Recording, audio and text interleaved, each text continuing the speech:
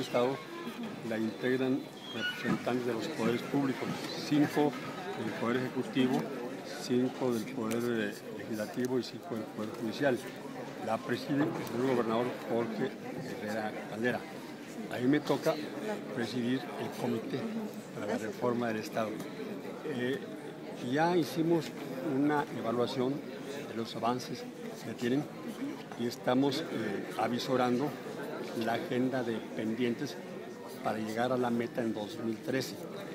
Este proceso de reforma del Estado, que nos va a conducir a la construcción de la Constitución de Durango del siglo XXI, empezó el 15 de diciembre de 2011 con una iniciativa de ley para la reforma del Estado que presentó la 65ª legislatura del gobernador Herrera Caldera. El siguiente paso lo dio la propia legislatura al aprobar la ley. Se siguió ya con los foros.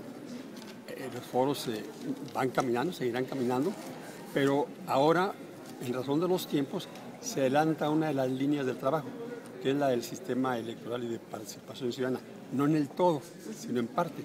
Tenemos 47 iniciativas presentadas ahí en los foros y otras 48 que impactan la Constitución, pero por ahora se están desahogando algunas aquí en el propio Congreso, que se presentaban aquí mismo por los diputados y han sido muy comentadas.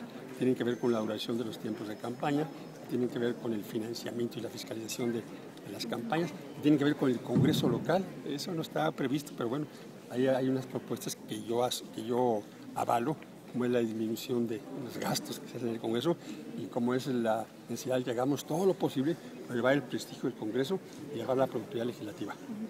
¿Cómo lo ve usted, está en tiempo para